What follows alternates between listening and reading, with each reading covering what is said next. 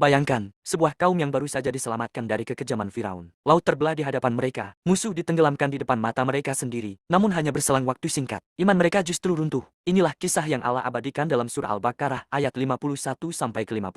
Ketika Nabi Musa dipanggil Allah ke Bukit Tur selama 40 malam untuk menerima Taurat, kaumnya ditinggalkan sementara. Di saat inilah ujian datang. Seorang bernama Samiri membuat patung anak sapi dari emas. Aneh, patung itu tidak berbicara, tidak bergerak, dan tidak memberi manfaat apapun. Namun justru patung itulah yang mereka sembah. Padahal mereka baru saja melihat kekuasaan Allah dengan mata kepala sendiri. Allah berfirman, "Kemudian kamu menjadikan anak sapi sebagai sembahan setelah kepergian Musa, dan kamu termasuk orang-orang yang zalim." Inilah pelajaran besar pertama. Iman tanpa kesabaran mudah digoyahkan. Namun lihatlah kasih sayang Allah. Meskipun dosa mereka begitu besar, Allah tetap membuka pintu ampunan. Kemudian kami maafkan kamu setelah itu, agar kamu bersyukur. Ampunan bukan tanda Allah ridha terhadap dosa, tapi kesempatan untuk kembali. Lalu Allah menurunkan Taurat kepada Musa, sebuah kitab yang menjadi furqan pembeda antara yang benar dan yang salah. Karena iman bukan sekadar perasaan, tapi harus dipandu oleh wahyu. Namun dosa syirik tidaklah ringan. Tobat mereka menuntut pengorbanan yang sangat berat. Sebagian dari mereka harus menerima hukuman sebagai penebus kesalahan. Ini mengajarkan kepada kita bahwa tobat sejati selalu menuntut kesungguhan. Belum cukup sampai di situ. Sebagian dari mereka berkata kepada Nabi Musa, "Wahai Musa,